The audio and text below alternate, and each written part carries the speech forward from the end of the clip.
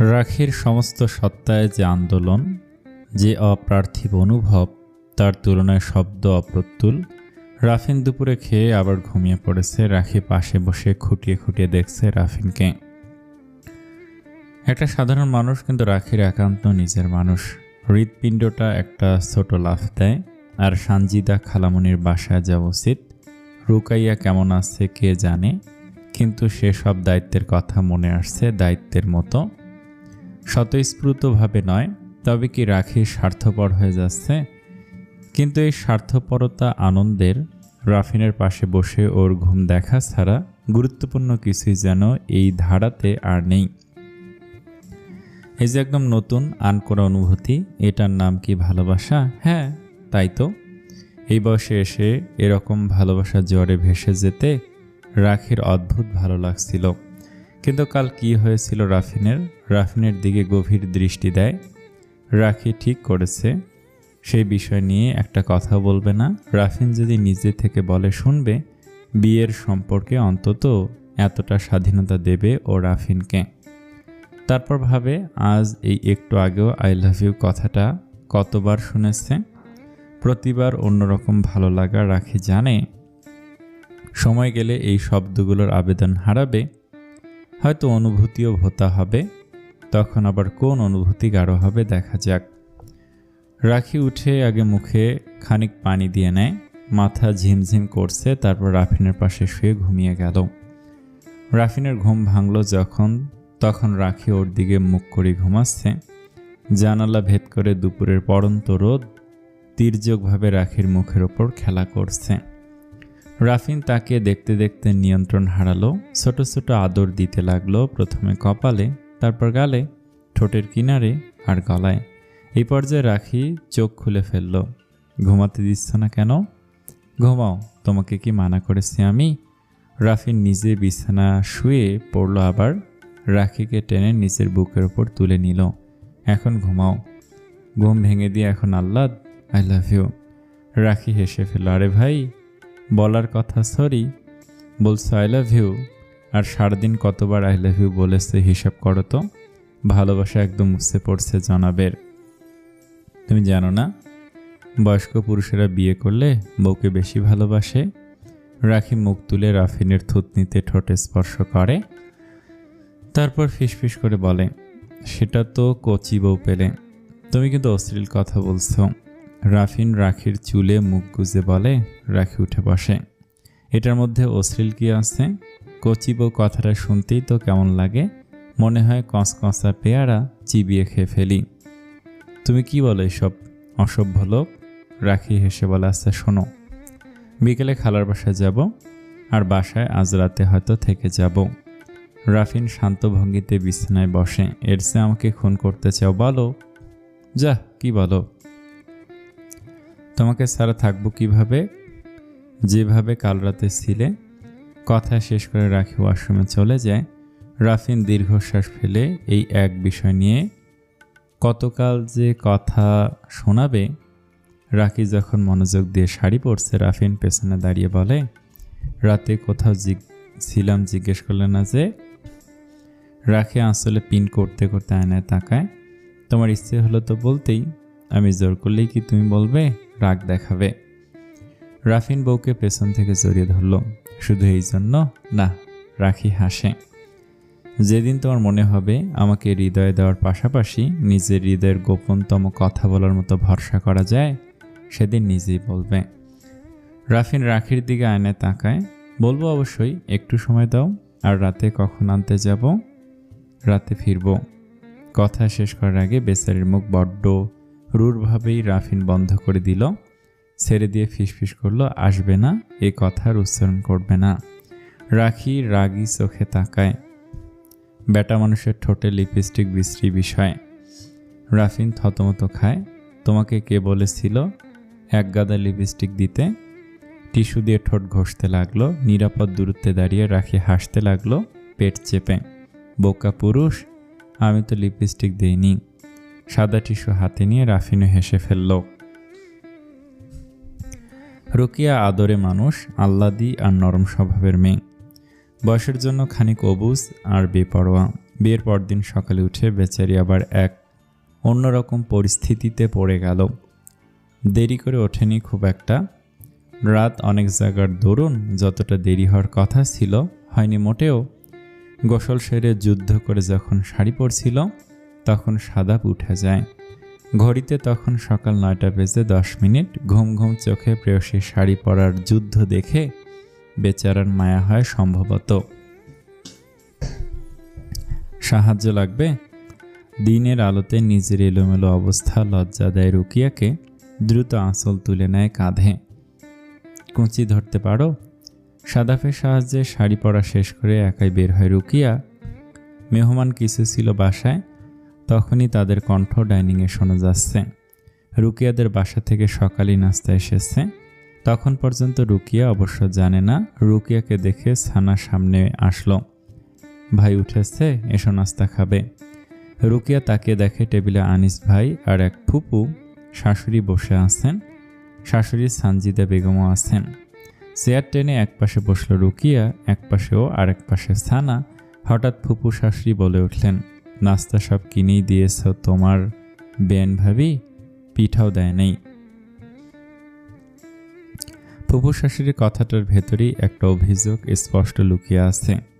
সানজিদা বেগম মুখ তুলে তাকালেন। কিনে দিয়েছে তা তো ভালোই, দিয়েছে তো, আমি তো ভেবেছিলাম নীলু দিবেই না।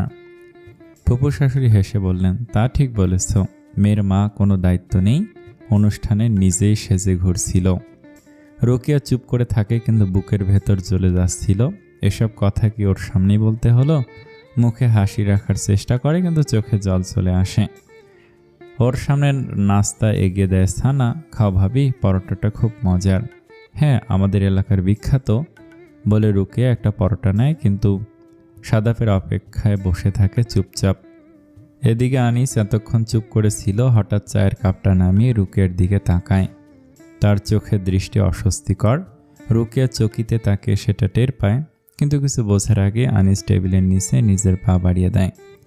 পায়ের আঙ্গুলে সে রুকিয়ার পায়ের সাথে টাচ করে একবার, তারপর আবার মৃদু স্লাইড। রুকিয়া আটকে ওঠে, কেঁপে যায় হাতে। চোখ তুলে তাকায় আনিসের দিকে, হতভম্ব দৃষ্টি। ফুপু শাশুড়ি আর শাশুড়ি তখনও কিছু বলছে, কিন্তু রুকিয়ার মাথায় কিছুই যাচ্ছে না। ওর ইচ্ছে হয় টেবিলের নিচে একবার দৃষ্টি দেয়, তবে আনিস মুখে কোনো ভাব দেখায় না, এমনভাবে বসে থাকে যেন কিছুই হয়নি। রুকিয়ার বুকের ভেতরটা ধক করে ওঠে। ও পা সরিয়ে নিতে চায়, কিন্তু আনিস আবার টাচ করে। এবার স্পষ্টভাবে রুকিয়ার মুখ গরম হয়ে যায়। ও কথা বলতে গিয়েও বলতে পারে না, গলা আটকে আসে। ভেতরে ভেতরে অচেনা আতঙ্কে জমে যায়। সানা কিছু টের পায় যেন সানার চোখ এক মুহূর্তে বদলে যায়। চুপচাপ নিজের পা দিয়ে রুকিয়ার পা ঢেকে দেয়, যেন আনিস আর পৌঁছাতে না পারে। আল্লাহ, এটা ভাবির পা। তারপর রুকিয়ার দিকে ঝুঁকে ফিসফিস করে, আমি আনিস ভেবে। কথাটা কানে যেতে রুকিয়া স্বস্তি পায় যেন। মুখে মৃদু হাসি ফুটে ওঠে। আপু, তুমি খুব দুষ্টু। বিষয়টি সামাল দিয়ে সানা পা দিয়ে ধীরে ধীরে আনিসের পায়ের উপর চাপ দেয়। তীক্ষ্ণ সে চাপ। আনিস একটু চমকে ওঠে, সানার দিকে তাকায়। সানা কোনো কথা বলে না, শুধু চোখ তুলে তাকায়। চোখের ভেতর আগুন। আনিসের ঠোঁটের কোণে হালকা একটা হাসি ফুটে ওঠে।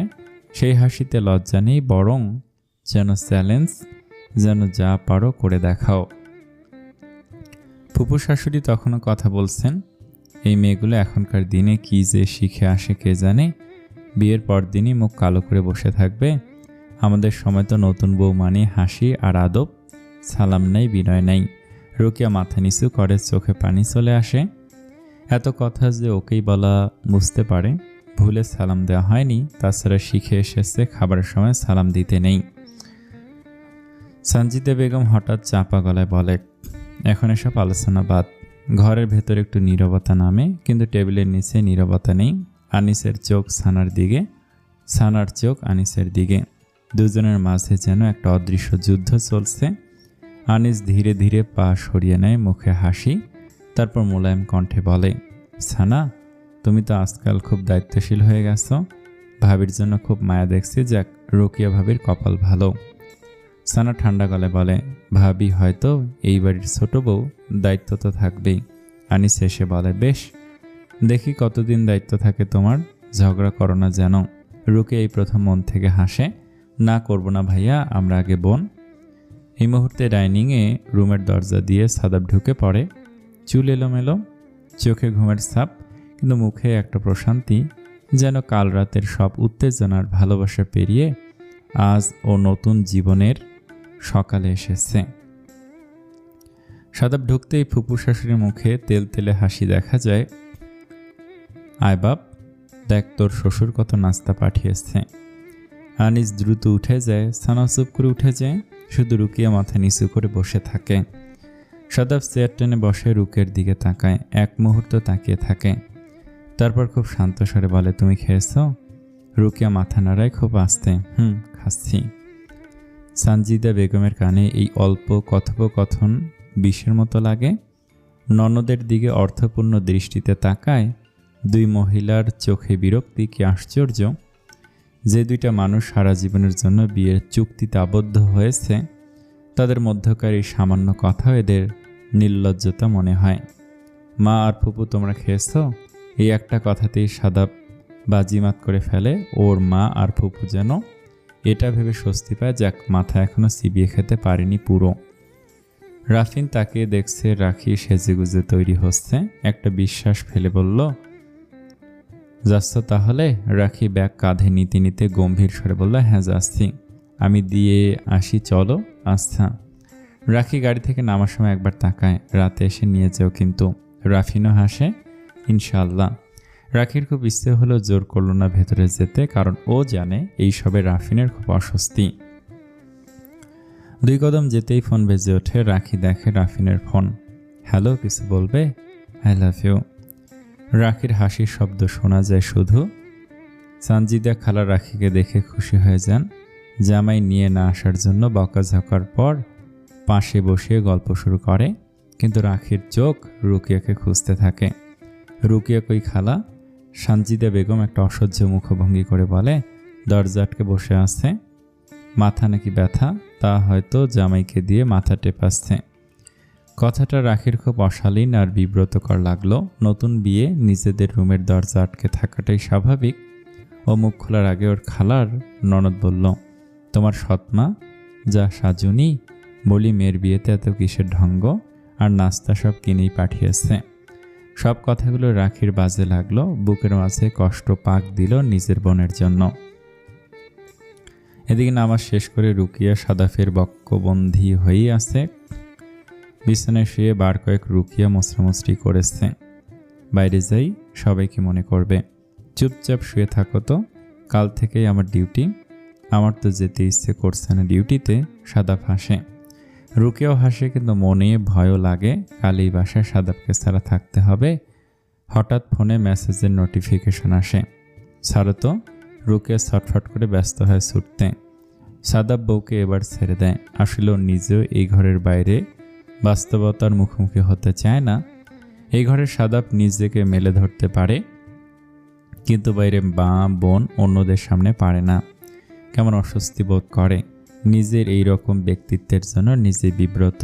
সাদাফ আপু এসে বসে আছে, ধ্যাত, সব দোষ তোমার, কি ভাববে?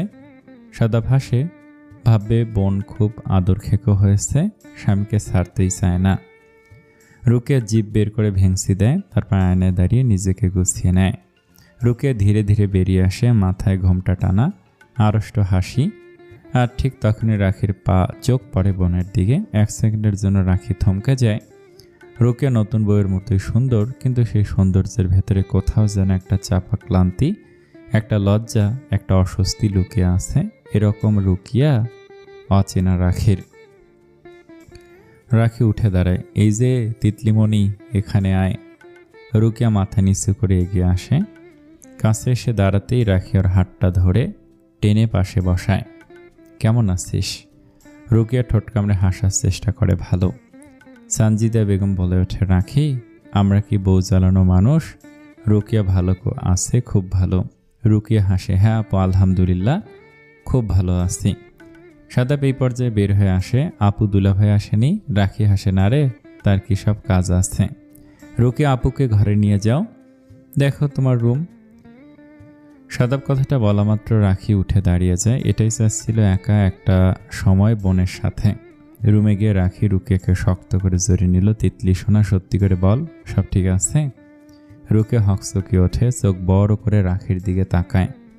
আরে না না, সব ঠিক আছে আপু। সত্যি? না মানে আপু, কালকে আমি বমি করেছি, তাই একটু অসুস্থ ছিলাম। রাখি আতকে ওঠে। কি? কেন? রুকিয়া গলা নামিয়ে বলে, ওরা জোর করে এত পায়েস মিষ্টি খাইয়েছে, আমি না করছিলাম, কিন্তু সানা আপু। কথাটা শেষ করতে পারে না, দ্রুত বলে, এটা নাকি নিয়ম? রাখির চোখের সামনে যেন সব অন্ধকার হয়ে যায়। সানা জোর করেছে?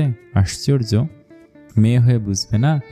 রাখি দীর্ঘশ্বাস ফেলে। আচ্ছা শোন, সাদাব কি করে? ও তোকে কিছু বলেছে? রুকিয়া আবার একটু লজ্জিত হাসে। সাদাব ভালো, খুব ভালো আপু। রাখির চোখে একটু স্বস্তি আসে। আলহামদুলিল্লাহ, এটাই আসল। তুই তো জানিস খালার কথা কেমন, আর সানাও একটু ঠোঁটকাটা, তুই কিছু মনে করিস না বুঝলি? রুকিয়া হেসে ফেলতে চায়, কিন্তু চোখে পানি চলে আসে। দ্রুত চোখ মুছে বলে, আপু আমার খুব ভয় লাগে, তুমি তো জানো আমি কেমন। তাছাড়া সাদাব মায়ের ওপর কিছুই বলতে পারে না। রাখি খুব শান্ত গলায় বলে, ভয় লাগাটাই স্বাভাবিক, তুই তো এই বাড়িতে নতুন, আস্তে আস্তে তুইও সামলে নিবি। রুকিয়া ফিসফিস করে বলে, আপু আমি কি পারবো? কাল থেকে সাদাবের ডিউটি, ভয় লাগছে এখন থেকেই। রাখি বোনের হাত শক্ত করে ধরে। এত ভাবিস না, মানুষ সব পারে।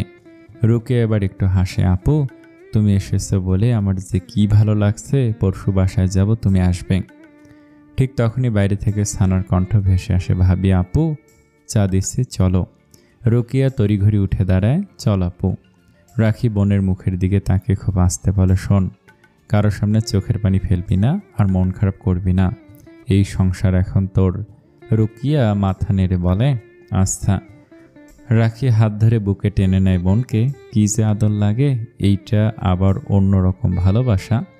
দুনিয়ার এর ওপর কি কোনো অনুভূতি আছে? রাখি ঘণ্টাখানেক পরে ফিরে এসেছে। রুকের অনুরোধে পরশু বাবার বাসায় যেতেই হবে, রাতেও থাকা লাগবে। এসে দেখে রাফিন বাসায় নেই, কোনো বন্ধুর মা অসুস্থ, সেখানে গেছে। রাখি ফ্রেশ হয়ে নিল, তবে শাড়ি খুলল না। রাফিন পছন্দ করে, নিজে হাসে। একদা মনে করতো কারো বাধ্য থাকা ওর জন্য অসম্ভব। এখন মন নিজেই বাধ্য, আয়নায় নিজেকে দেখে। একটা আর্টিফিশিয়াল নোজপিন নাকে দিয়েছে, রাফিন পছন্দ করে তাই। প্রিয় মানুষের জন্য সাজিত আনন্দ। রাতে আজ খাবে না কিছু, তাই একটু ভেবে রুবিনা মায়ের ডায়েরি তুলে নিল। আজ অনেকদিন পর লিখতে বসলাম। এই পাতাটা লিখতে বসে মনটা অদ্ভুতভাবে দুই ভাবে বিভক্ত হয়ে আছে। আজ এত বছর পরে আমি যখন নিজের দিকে তাকাই, তখন শুধু একজন নারী বা ব্যবসায়ী দেখি না, দেখি একজন মমতাময়ী মা, আর একই সাথে একজন অসুখী স্ত্রী আর সুখবঞ্চিত নারী। পুরুষদের জন্য তাদের বিবাহিত জীবনের একটা গুরুত্বপূর্ণ অংশ হয়তো শারীরিক আকর্ষণ, কিন্তু একজন নারীর জন্য সবচেয়ে গুরুত্বপূর্ণ তার মন। নারী ভালোবাসা চায়, চায় কেউ তার খেয়াল রাখুক। আমি যখন আমার অন্যান্য বোনদের, বান্ধবীদের বা আমার নারী কর্মীদের সুখী দাম্পত্যের গল্প শুনি, আমি বারবার বলি মাশাআল্লাহ, যেন আমার অতৃপ্ত নজর না লেগে যায়। ছোট বড় হচ্ছে, তবে ওকে আমি বিদেশ পাঠাবো না। বড় দুইজন বোর্ডিংয়ে মানুষ হচ্ছে, ছোটটা আমার সাথেই থেকে যাক। এত দূরে আর একটা সন্তানকে ছাড়তে মনকে মানাতে পারিনি। ও আমার বুকের মধ্যে থেকে বড় হয়েছে, আমার একটা অংশ যেন। মাঝে মাঝে দূর আকাশে তাকিয়ে নিজেকে ব্যর্থ মা মনে হয়। কেন 3টা ছেলেকে জড়িয়ে থাকলাম না? ওরা ছুটিতে আসে, কিন্তু কেমন একটা দূরত্ব।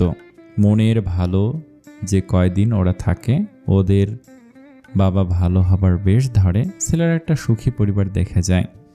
ইদানিং ওরা চিঠি পাঠায় ইংরেজিতে, দাদিকে, বাবাকে আর ওদের মাকে, আই লাভ ইউ মা। এই শব্দ কয়টার দিকে আমি নির্নিমেষ তাকিয়ে থাকি। ভালো থাকুক আমার ওই 2 সন্তান। আর ছোটটা, আমি অফিস থেকে ফেরার সময় হলে সে দরজার দিকে তাকিয়ে থাকে, মা বলে কোলে ঝাঁপিয়ে পড়ে চাতক পাখির মতো। ও আমাকে মা বলে ডাকে, এই ডাকটা আমি নিজের সমস্ত দিয়ে অনুভব করি। ওর সাথে আমার সম্পর্কটা বন্ধুত্বের। কখনো কখনো আমি ওর সামনে দুর্বল হই, ও চুপ করে আমার সব কষ্ট শোনে। ছোট তাই হয়তো সব বুঝে না, কিন্তু ছেলেটা আমাকে ভালোবাসে। আর এই ভালোবাসা আমাকে বাঁচিয়ে রাখে। এর মাঝেই কোম্পানি আরও বড় হলো। ট্রিপলে এখন আর শুধু একটা নাম না, এটা পরিচয়। একজন আমাকে ডাকে এমডি ম্যাডাম। মিটিং টেবিলে বসে যখন সিদ্ধান্ত নেই, পুরুষেরা আমার কথা শুনে অনেক নারী এসে বলে, আপনি আমাদের সাহস। কত পত্রিকা থেকে সাক্ষাৎকার নিতে আসে, অথচ এই জয় জয়কার আমি চাইনি। আমার বিয়ের সময় আমি এত কিছু না বুঝতে পারলেও এখন আমি একটা শূন্যতা টের পাই। তবুও আমি সন্তুষ্ট, কারণ আমি কখনো হাল ছাড়িনি। নারী হয়ে, মা হয়ে, সংসারের ভেতর দাঁড়িয়ে আমি ব্যবসায় মন দিয়েছি। ব্যস্ততা আমাকে অবসর দেয় না, তবু অবসর কুড়িয়ে বই পড়ি। মাঝে মাঝে মন বেকুল হয়, তখন ছেলেটাকে শক্ত করে জড়িয়ে রাখি। মায়েদের মনের স্খলন হতে নেই। আমারই মনের শূন্যতার মানসিক টানাপোড়েন, বিষণ্ণতা সব কিছুর মধ্যেই হঠাৎ করে জীবনে একটা অপ্রত্যাশিত অধ্যায় খুলে গেল।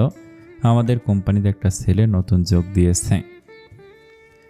বয়সে আমার চেয়ে বছর 2 ছোট, কাজ জানে, চোখে আগ্রহ এবং মেধাবী।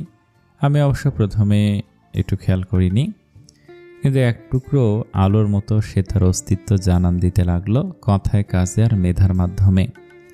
কাজ করতে গিয়ে ধীরে ধীরে বুঝলাম ওর চোখে আমার জন্য শুধু পেশাগত শ্রদ্ধা নেই। ছেলেটা, যার নাম জাহিদ, সে আমার কথা মন দিয়ে শোনে। কখনো কোনো কাগজ দিতে এসে অপ্রয়োজনীয় একটা বাক্য বলে ফেলে। একদিন আমাকে বলল, সিনেমা দেখতে যাব কিনা। আমার উচিত ছিল রাগ করা, কিন্তু কিছু মানুষের কথার ভঙ্গি এমন থাকে যে তাতে কোনো দোষ খুঁজে পাওয়া যায় না। খুব ধীরে আমি বুঝে যাই আমার প্রতি তার এই অনুভূতির নামটা কি, কিন্তু সেটা উচ্চারণ করতেও আমি ভয় পাই।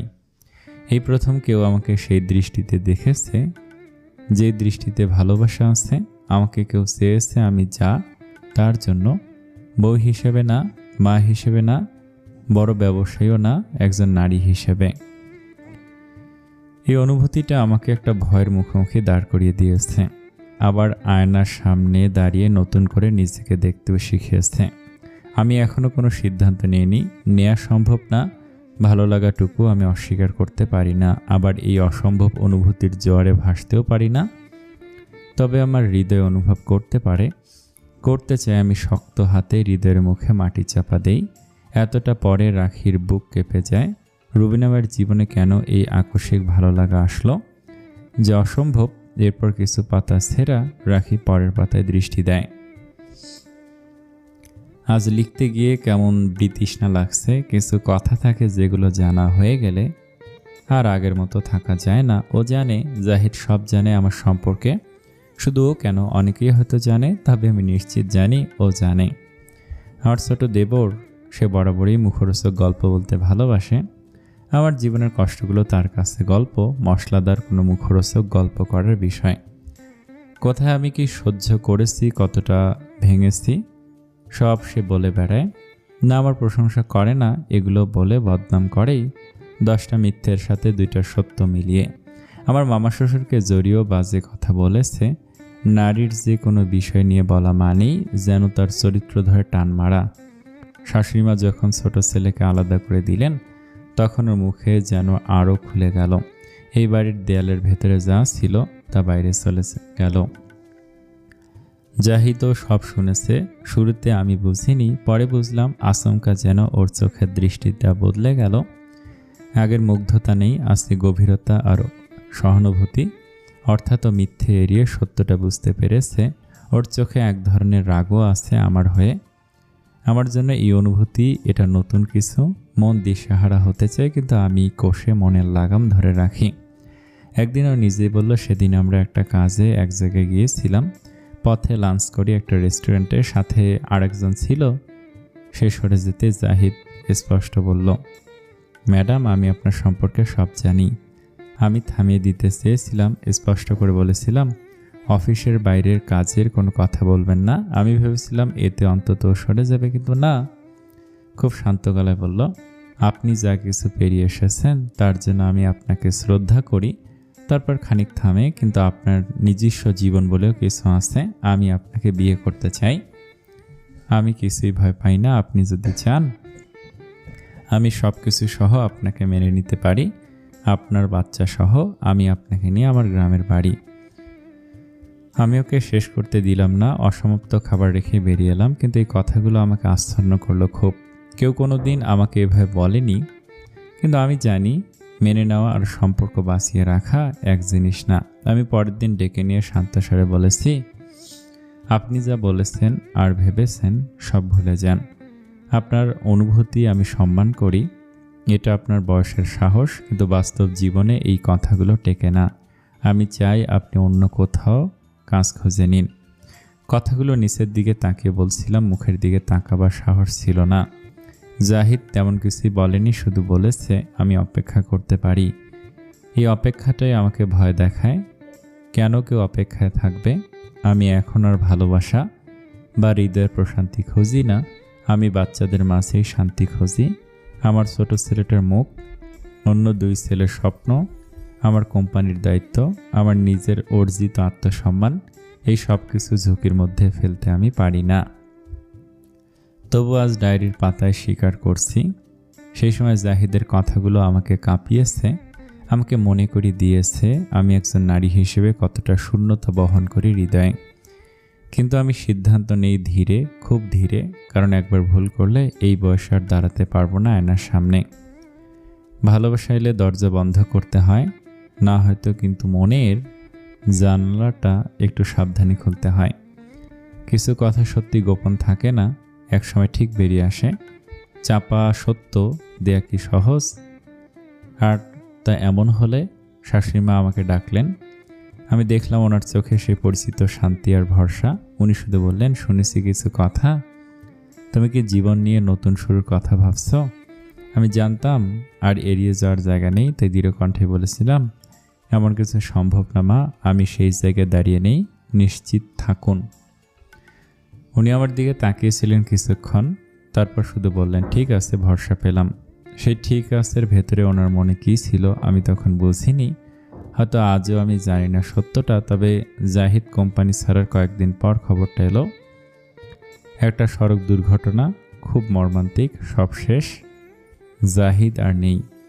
আমি স্তব্ধ হয়ে গিয়েছিলাম, বিশ্বাস করতে পারছিলাম না যে মানুষটা কয়েকদিন আগে অফিসে ছিল, কথা বলছিল, স্বপ্ন দেখছিল, সেই মানুষ হঠাৎ নেই। আমি কাঁদিনি তখন, কেমন একটা শূন্যতা বুকের ক্রমশ নিজের জায়গা করে নিচ্ছিল। হয়তো এই শূন্যতা সারা জীবন আমার সঙ্গে থাকবে। এরপর যেটা শুনলাম সেটাই আমাকে সবচেয়ে বেশি নাড়িয়ে দিল। শাশুড়ি মা কাউকে ফোনে বলেছিল আপদ বিদায় হয়েছে। এই কথাটা কানে যেতে আমি যেন জমে গেলাম, আমার শরীর ঠান্ডা হয়ে আসছিল। আমি মানতে পারছিলাম না উনি এমন হতে পারেন। উনি কঠিন, বাস্তববাদী, কিন্তু এমন একটা মৃত্যুকে এভাবে বলা, আমি তো জানি উনি কতটা দয়ালু আর মায়াময়। হয়তো আমার বোঝার ভুল, তবে আমি ওনাকে এ বিষয়ে কিছু জিজ্ঞেস করিনি, কারণ আমি জানতাম হয়তো এই প্রশ্নগুলোর উত্তর হয় আমি নিতে পারবো না, আর নয়তো আমার শাশুড়ি ভেঙে যাবেন আমার অবিশ্বাসের জন্য। তাই আমি সব আল্লাহর হাতে ছেড়ে দিলাম। আমি বিশ্বাস করি মানুষের হাতে সব থাকে না, কারো জীবন, কারো মৃত্যু, এই হিসাব আমাদের নয়। যদি কিছু অন্যায় হয়ে থাকে আল্লাহ জানেন। আমি শুধু গভীর রাতে অনুভব করলাম সমস্ত অস্তিত্ব কাঁপিয়ে যে কান্নার স্রোত আসছে তা আমাকে ভাসিয়ে নিয়ে যাচ্ছে। আমি সেই রাতে আমার সমস্ত কান্না বিসর্জন দিলাম, তারপর হৃদয়ের জমিতে দাফন করলাম যা কিছু অনুভূতি। একজন মা তো আমি, এত আবেগ কি আর আমাকে মানায়? তাছাড়া কারো স্ত্রী হোক সে অযোগ্য, তবুও ডায়েরি পড়ে কাঁদতে কাঁদতে কখন ঘুমিয়ে গেছে রাখি নিজেও জানে না। রাফিন যখন ঘরে আসলো তখন ফ্রেশ হয়ে রাখির ঘুমন্ত মুখ দেখে থমকে গেল। বুকের ওপর এটা ওর খুব চেনা একটা ডায়েরি, অস্ফুট উচ্চারণ করলো, মায়ের ডায়েরি। মায়ের ডায়েরি। রাফিনের এই ডায়েরিটা যখন পড়েছিল তখন ওর বয়স 14 অথবা 15 বছর। সে বয়সের একটা ছেলের কাঁধে তখন সদ্য নিজের তাকবীর ভাইকে হারানোর ব্যথা। এরপরে এই ডায়েরি বসন্তীকালেই সেই ভয়ঙ্কর সময়টাতে রাফিনের মনোজগতে নেতিবাচক প্রভাব ফেলে ডায়েরিটা। অনেক কিছুই তখন বুঝতে পারিনি, কিছু বুঝে ফেলেছিল, কারণ তখন বয়সটাই ছিল এই রকম। ছেলেবেলা থেকে গল্প উপন্যাস পড়ার ঝোঁকের কারণে অনেক কিছুই বুঝতে পেরেছিল। তবে ডায়েরিটা ওকে পড়তে দিয়েছিল রেনু আপা। নিষিদ্ধ জিনিসে আকর্ষণ বেশি, অথবা মাকে জানার সুযোগ পেয়ে রাফিন তেমন একটা দ্বিধা করেনি। তবে আপা ওকে এই বয়সে এই ডায়েরি কেন দিয়েছিল সেটাও পরে বুঝতে পারে। রেনু আপা বাবা এবং দাদিকে সীমাহীন ঘৃণা করে। চেয়েছিল সেই ঘৃণা রাফিনের অন্তরেও নিজের জায়গা বানিয়ে নিক, এবং আপা সফল। এই ডায়েরি পড়ে রাফিনের চোখের সামনে নিজের সাজানো সব কিছু তাসের ঘরের মতো ভেঙে পড়ে। না বাবা মানুষটার সাথে খুব একটা সখ্যতা ছিল রাফিনের, না বাবার কিছু কিছু আচরণ ওর কাছে সন্দেহজনক মনে হতো। তবু এরকম একটা সত্যের মুখোমুখি দাঁড়িয়ে রাফিনের যা অনুভব করেছিল তা থেকে এখনও সামলে উঠতে পারেনি। মায়ের কাছে ধরা পড়ে গিয়েছিল জলদি। তবে মা রাগারাগি করেননি, শুধু মাথায় হাত বুলিয়ে বলেছেন, আমি তোর কাছ থেকে কিছু লুকাতাম না, সঠিক সময়ে তোকে সব জানাতাম, কারণ তুই আমার জীবন্ত ডায়েরি। বারান্দায় পা মুড়ে বসে দুই হাঁটুতে মাথা রেখে রাফিন উদাস হয়ে আকাশের দিকে তাকিয়ে থাকে। রাখি এখন জেনেই গেছেন হয়তো ওর ভেতর বয়ে চলা রক্তের নোংরামি। কে দিল এটা? রেনু আপা? রাফিন? রাখির কণ্ঠ শুনলেও নড়ল না রাফিন। রাখি ঠেলে ঠেলে পাশে ঠিক এক ভঙ্গিতে বসে গেল, চোখে ঘুম ঘুম একটা ভাব। এভাবে বসে কি দেখো? রাখির মনে ভয় আছে, ডায়েরি দেখে ফেলল কি? রাফিন এবার উঠে দাঁড়ালো, ধীরে বারান্দার গ্রিলে ঠেস দিয়ে দাঁড়ালো। কবে থেকে ডায়েরি পড়ছো? একদম স্পষ্ট প্রশ্ন। আপা দিয়েছে। রাখি উঠে দাঁড়িয়ে যায়, মুখোমুখি দাঁড়িয়ে রাফিনের কপালে কিছু চুল সরিয়ে দেয়। গান গাইতে পারো জাবেদ ভাইয়ের মতো? যেটা জিজ্ঞেস করেছি তার উত্তর দাও। রাফিন অসহিষ্ণু হয়ে রাখির দুই হাত ধরে। মা দিয়েছেন? অনেকটা পড়েছি, রেনু আপা কেন দিবে? রাফিন একটা নিঃশ্বাস ফেলে। হ্যাঁ, মা দিতে পারেন, কারণ সে সত্য গোপন পছন্দ করে না, এটাও লিখছিল বই হিসেবে। তারপর একটা নিঃশ্বাস ফেলে বলল, রেনু আপা আমাকে দিয়েছিল তাই বললাম। কি মনে হচ্ছে পড়ে? আমার রক্ত দূষিত এটা মনে হচ্ছে? রাফিনের দৃষ্টি তীক্ষ্ণ হয়। রাখি গভীর দৃষ্টিতে তাকায়। রাফিনের মুখের প্রতিটি ভাঁজে স্পষ্ট যন্ত্রণা। কত বছর বয়সে পড়েছিল এ ডায়েরি রাফিন? কতটা ঘৃণা করে নিজের বাবাকে। ঘরে চলো ঘুমাবো। হাতের ভাঁজে হাত দেয় রাখি। উত্তর দাও। তোমার শরীরে কি রুবিনা মায়ের রক্ত নেই? এই মায়ের ছেলে হয়ে কিভাবে নিজের রক্ত দূষিত ভাবো তুমি? আমি আমার সমস্ত জীবন এত ভালো, এত চমৎকার আর নিষ্পাপ মানুষ দেখিনি যেমন রুবিনা মা। রাফিনের দৃষ্টি নরম হয়ে আসলো। এরকম মায়ের ছেলে এত দুর্বল? বলে রাখি হাত ধরে টেনে ভেতরে নিয়ে গেল। বিছানায় পাশাপাশি শুয়ে রাফিন ছাদের দিকে তাকিয়ে বলল, জানো, এ ডায়েরি পড়ে আমার পুরো মনোজগৎ উল্টা পাল্টা হয়ে গিয়েছিল। আমি গলা ধরে এলো রাফিনের। রাখি দুই হাতে জড়িয়ে ধরল। ভুলে যাওয়া সব, ঘুমায় এখন। রাফিন এগিয়ে এসে রাখির বুকে মুখ ডুবিয়ে দিল। রাখি অনুভব করে এই ভঙ্গির মধ্যে কোনো কামিছে নেই, বরং এটা অনেকটা স্মরণ নেবার মতো। তুমি জানো, রুকের অনুষ্ঠানের দিন একজন নোংরা মানুষ আমাকে আবার অনুভব করিয়েছে আমি কার সন্তান। বলে সমস্তটা বলল রাফিন। রাখি শুনতে শুনতে বুকের মাঝে আরও আশ্রয়ে জড়িয়ে নিল রাফিনকে। বোকা তুমি, আমার কাছে কেন আসনি? এই ভাবনা আমাকে কত কষ্ট দিয়েছে জানো? যে তোমার হয়তো আমাকে প্রয়োজন, অথচ আমি তোমার পাশে নেই। তোমার কাছে আসতে লজ্জা লাগছিল, মনে হচ্ছিল তুমি যদি আমাকে ঘৃণা করো। যদি তুমি, আর এখন কি অনুভব করছো? রাফিন মুখ তুলে রাখির দিকে তাকায়। তুমি আমাকে বুঝতে পারো? এরপর দুজন দুজনকে জড়িয়ে চুপচাপ শুয়ে থাকে।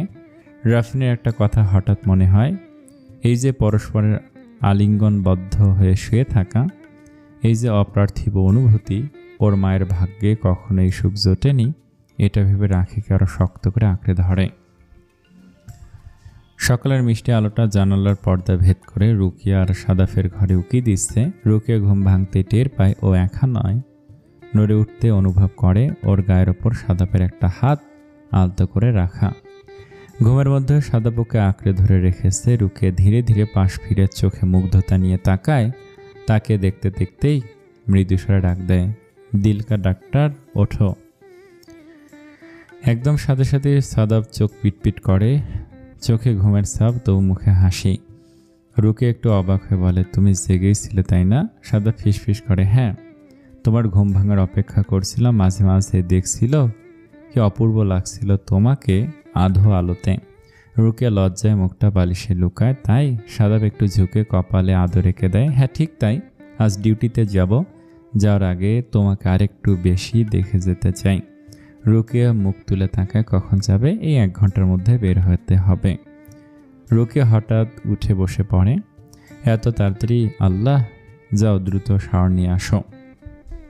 সাদাব বাবার কিছু না বলে হুট করে রুকিয়াকে টেনে নিজের বুকের মধ্যে এনে ধরে। রুকিয়ার কপাল সাদাফের গলায় ঠেকে যায়। সাদাব ধীরে বলে, আমি গেলে তুমি মন খারাপ করবে? রুকিয়া মাথা নেড়ে বলল, না। কিন্তু গলাটা কেঁপে ওঠে। সাদাব বুঝে যায় আমার মন খারাপ লাগবে বলে সাদাব ওর থুতনিটা আঙুল দিয়ে তুলে ধরে চোখে চোখ রাখে। রুকিয়া মৃদু স্বরে বলে, তোমাকে ছাড়া ভয় লাগে। সাদাব হেসে বলে, তাই নাকি? মিস করবে না? শুধু ভয়? মিস তো করবই, কিন্তু তুমি তো ফিরে আমার কাছে আসবে। আচ্ছা, তাহলে আজ ফিরে এসে দেখি তুমি কিভাবে ভালোবাসতে পারো। রুকে লজ্জায় সরে যেতে চায়, কিন্তু সাদাব ছাড়ে না। মিনিট 2 পর সাদাব বিছানা থেকে উঠে পড়ে। শাওয়ার সেরে এসে সাদাব তৈরি হয়। শার্ট পরতে পরতে বলে, তুমি কিছু নিয়ে বেশি চিন্তা করবে না, ঠিক আছে? কথাটা যেন নিজেকেই শোনায় সাদাব। ওর নিজেরই টেনশন হচ্ছে বাসায় সব ঠিক থাকবে কিনা। আচ্ছা। নাস্তা সেরে সাদাব ডিউটিতে চলে যেতেই রুকিয়ার নিজেকে কেমন অসহায় মনে হয়। সানা বসে আছে তখনও ডাইনিং টেবিলে, চায়ের কাপ হাতে, চোখে এক ধরনের বিরক্তি। অবশ্য রুকিয়া আপুকে এরকমই দেখে সব সময়। সানজিদা বেগম রান্নাঘরের সামনে দাঁড়িয়ে গম্ভীর মুখে কিছু বলেছেন কাজের মেয়েকে।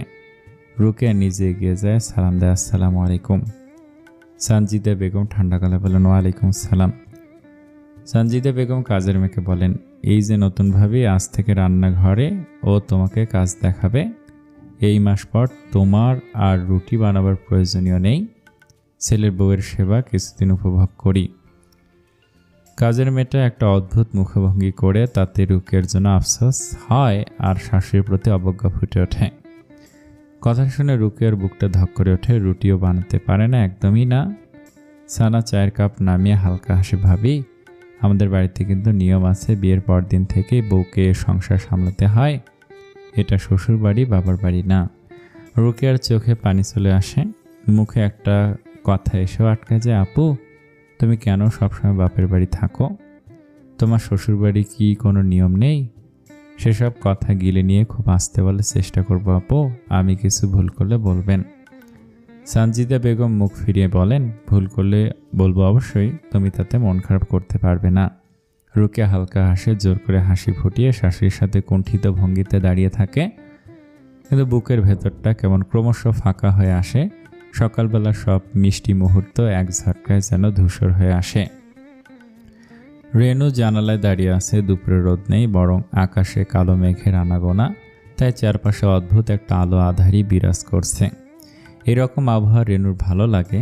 রেনু খেয়াল করলো জোবেদা ছাদে উঠেছে, রেলিং ধরে ঝুঁকে আসছে, কি একটা অবস্থা।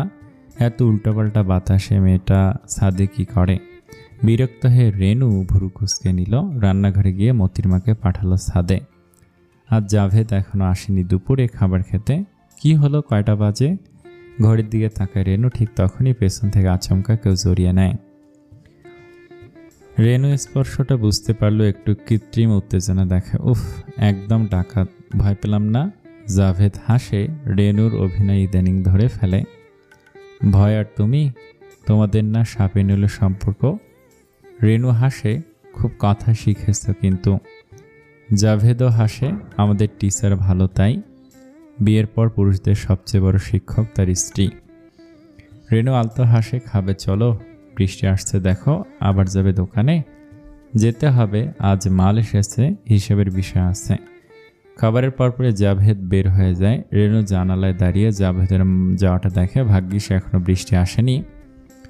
লোকটা আবার জ্বরের ধাত আছে। দেখতে দেখতে রেনু উপলব্ধি করে জাভেদের স্থান ওর হৃদয়ে আরও পোক্ত হয়েছে শেষ ঝামেলাটার পরে। এক টুকরো হাসি মুখে লুকোচুরি খেল রেনুর। বৃষ্টি এসে গেল একদম ঝুপ করে। রেনু বারান্দায় ছুটে গেল। বৃষ্টি ওর খুব পছন্দ। গিয়ে দেখে রাখিও দাঁড়িয়ে আছে। চল ভিজি সেদিনের মতো। রাখি হাসে, মনে পড়ে সেই রাতে বৃষ্টিতে ভেজার পর রাফিন আরও কাছাকাছি এসেছিল।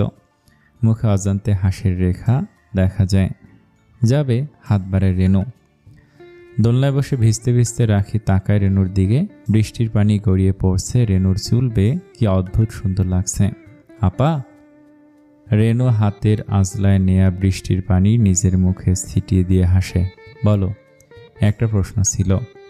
নির্দ্বিধায় করে ফেলো। রাখি গম্ভীর শ্বাস নেয়। আপু, তুমি মায়ের ডায়েরি কেন রাফিনকে পড়তে দিয়েছিলে? তাও সেই বয়সে? যেন এই ডায়েরির একটা নেতিবাচক ছাপ ওর হৃদয়ে খোদাই করা হয়ে গেছে। রেনু ফিরে তাকায়, মুখে বিষণ্ণতা খেলা করে। দোলনায় ছোট দোল দেয়।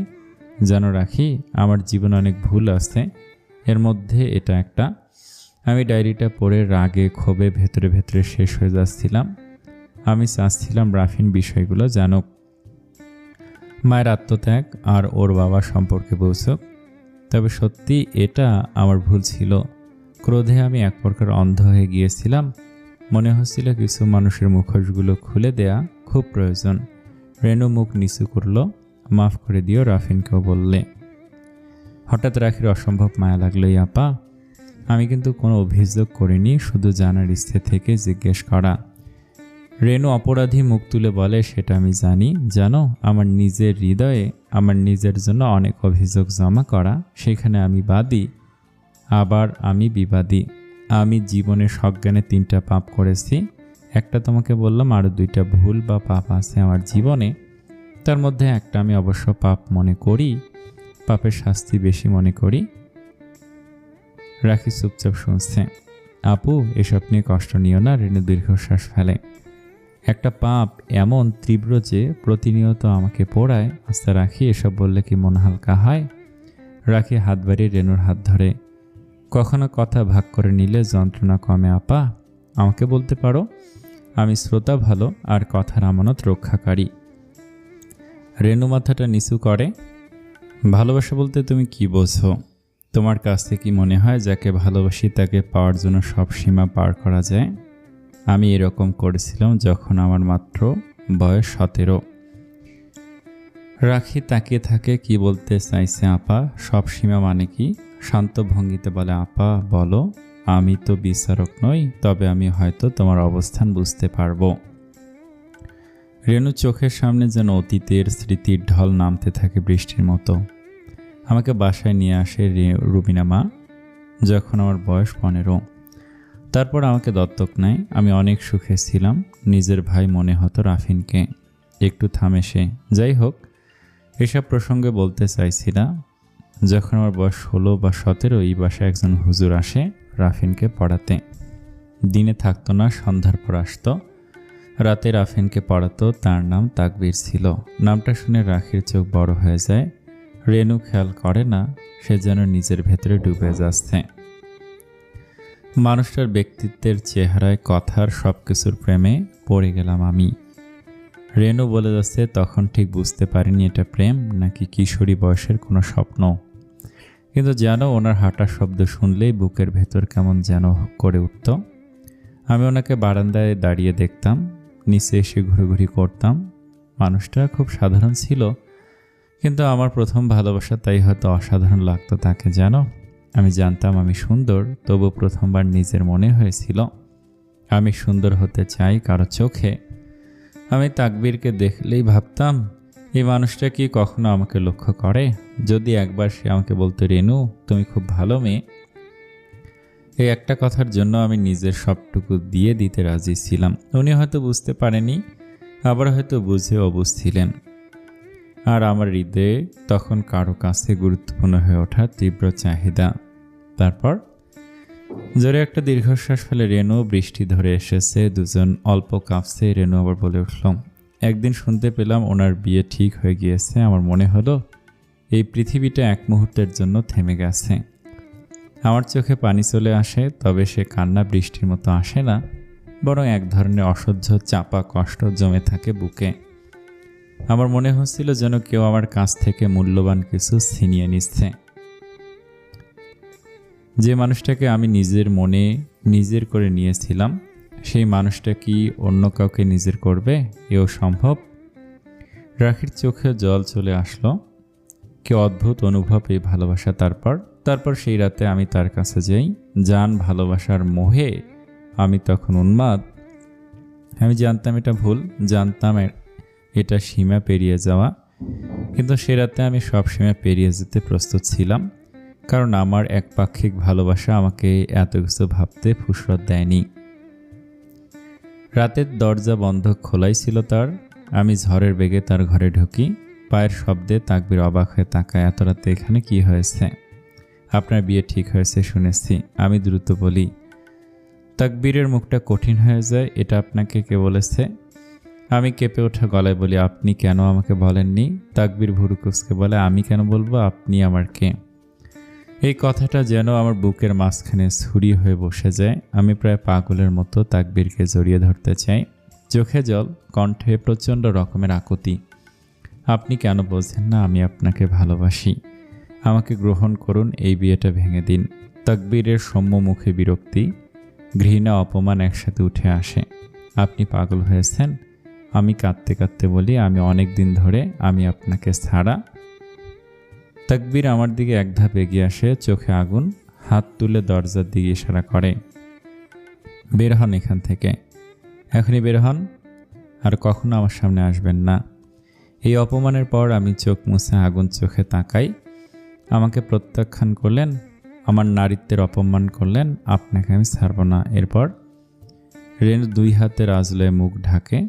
আমি জিঘাংসায়, ক্রোধে, তখন উন্মাদ। যেতে যেতে বাবার মুখোমুখি হয়। তারপর ইতস্তত করে রেনু, আপা বাবাকে আপনাকে ভুল বুঝে না।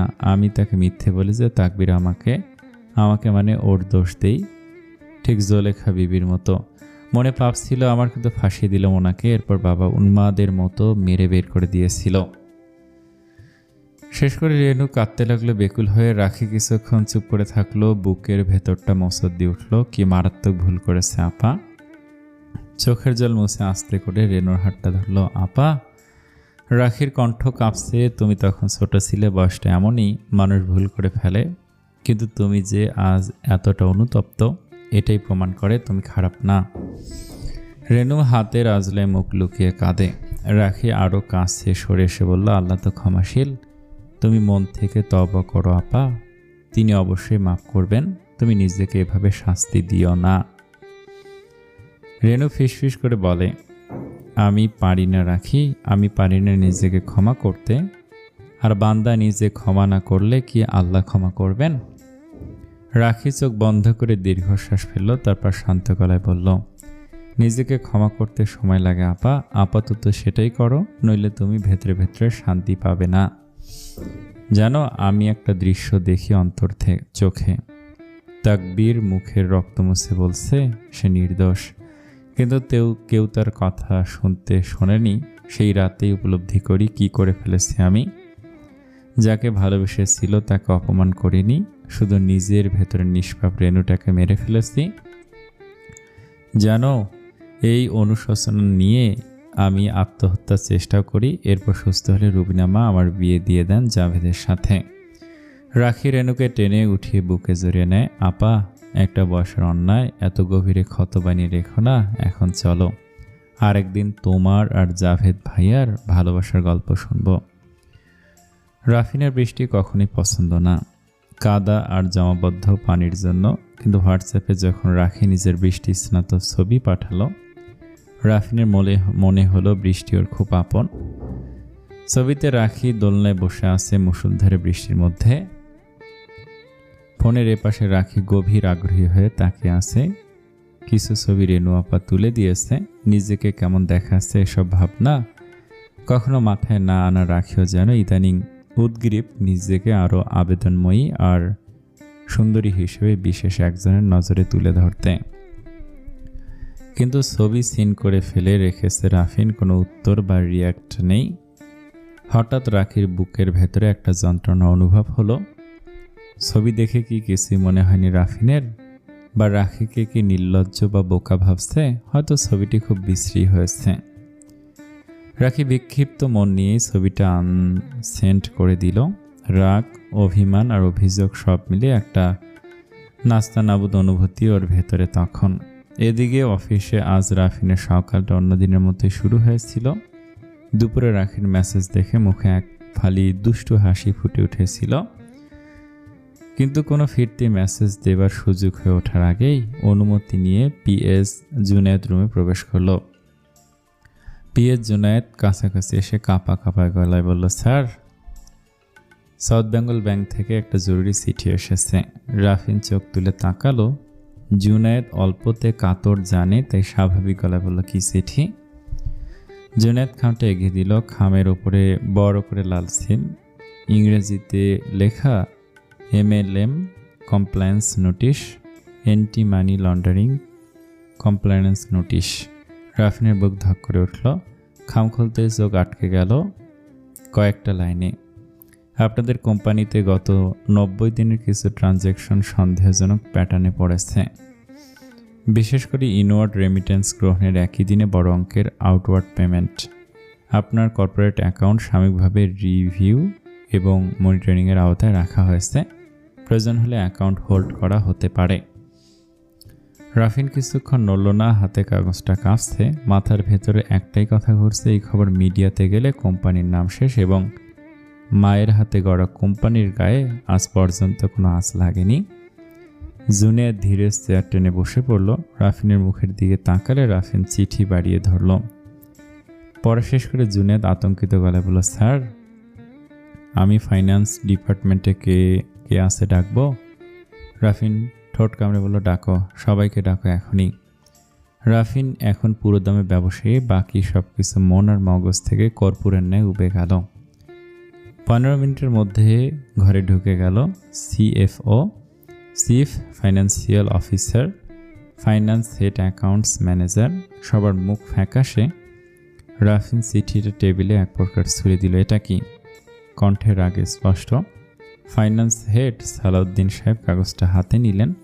পড়ার পর চোখ বড় বড় হয়ে গেল। স্যার, এটা তো।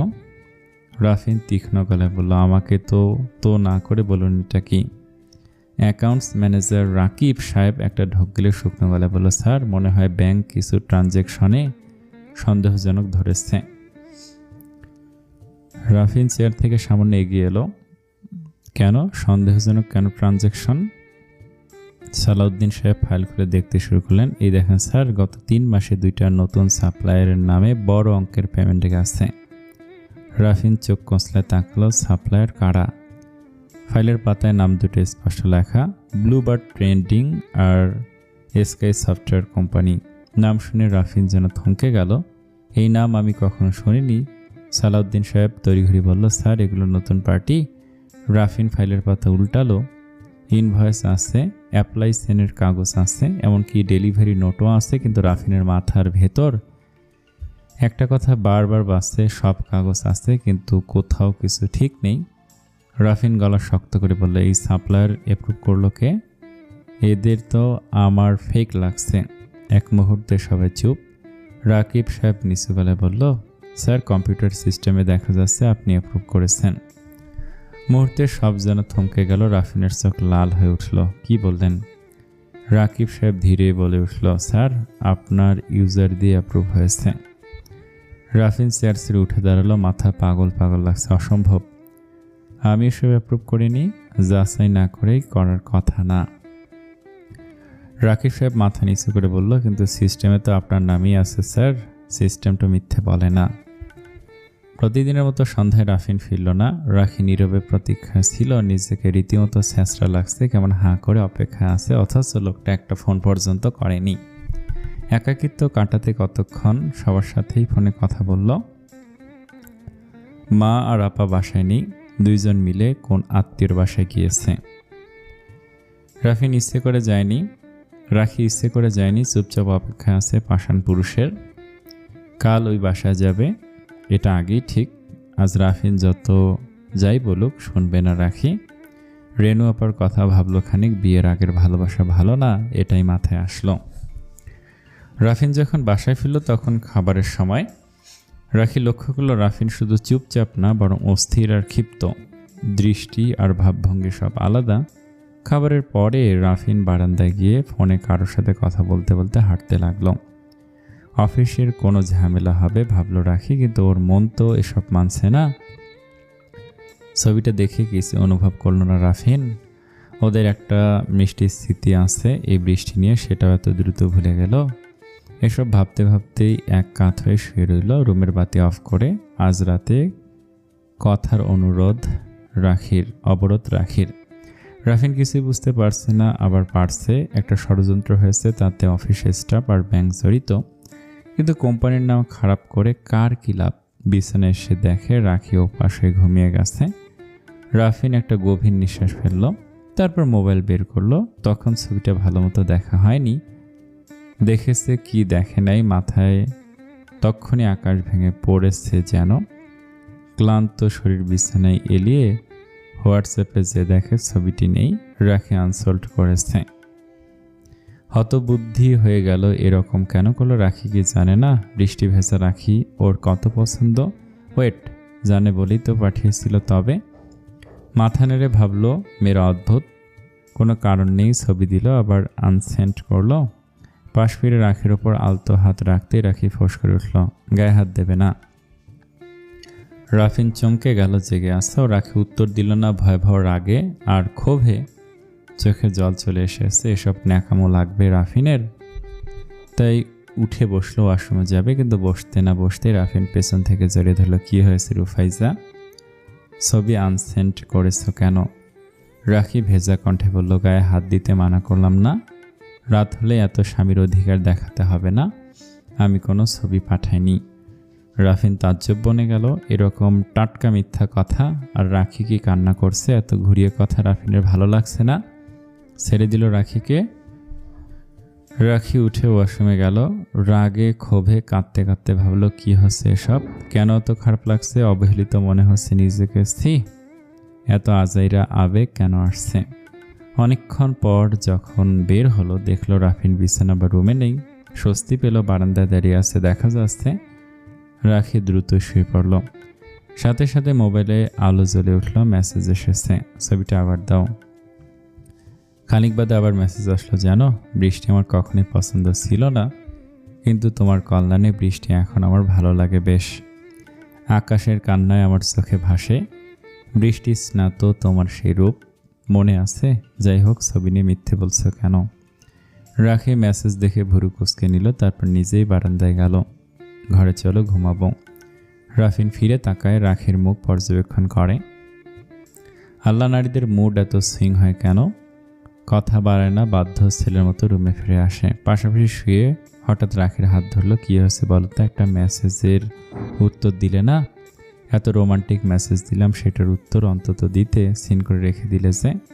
তুমি আনসেন্ড করে দাও, বলে উঠল রাখি। ঠিক তখনই রাফিনের কাছে পুরো একটা বিষয় পরিষ্কার হয়ে গেল। তোমাদের মেয়েদের পেট ব্যথা হয় না? কত প্যাচ পেটে মাইরি। রাখি ঝাঁঝের সাথে বলল, কি বলতে চাইছো? তোমার ছবি দেখে আমি কমেন্ট কিছুই করিনি, তাই তুমি ছবি আনসেন্ড করেছো, তাই না? রাখি কিছু বলল না। রাফিন এগিয়ে এসে একদম রাখির সাথে মিশে গিয়ে বলল, আমাকে জিজ্ঞেস করতে, সেই নিয়ে তখন থেকে রাগ হয়ে আসো? বলতে বলতে হেসে ফেলল রাফিন। শরত ছবি ভালো হয়নি তাই কমেন্ট রিয়াক্ট করিনি, এতে আবার জিজ্ঞেস করার কি আছে? ছবি ভালো হয়নি বলল কোন শালা? কানের কাছে মুখ নিয়ে ফিসফিস করলো, ছবিতে তোমাকে খুব হট লাগছিল জানো, তখনই বাড়ি ফিরে আসতাম। কিন্তু রাখি জোরে একটা ধাক্কা দিল। কিন্তু কি? অফিসে মানি লন্ডারিং নিয়ে একটু ঝামেলা ছিল, তাই সেটা নিয়ে ব্যস্ত হয়ে যায়। সরি। রাখি জানে মানি লন্ডারিং মারাত্মক ইস্যু। কি হয়েছে? রাফিন রাখিকে জড়িয়ে নিয়ে গলার কাছে মুখ গুজে দিয়ে বলল, বাদ দাও, তোমার মন খারাপ, মন ভালো করে দিই আগে। রাখি বদ্ধস্বরে বলল, না বললাম না। আচ্ছা বলে রাফিন সরে উল্টো দিকে ঘুরে যেতে মোবাইলে একটা মেসেজ আসলো। রাখির বৃষ্টি ভেজা ছবি, একটা না কয়েকটা। দেখতে দেখতে রাফিন অস্ফুটে বলল, তেয়াদুর বউ, জ্বালাচ্ছ বড্ড। সৈয়দা বারণ আবার ছবি পাঠাচ্ছে, সব আগুন। আসসালামু আলাইকুম। বিল্ডিংয়ের একটু কাজ চলার কারণে গল্প দিতে একটু হয়তো অনিয়মিত হতে পারে, তবে আমি চেষ্টা করতেছি। আজকে থেকে নিয়মিত গল্প আসবে। ধন্যবাদ সকলকে। আসসালামু আলাইকুম।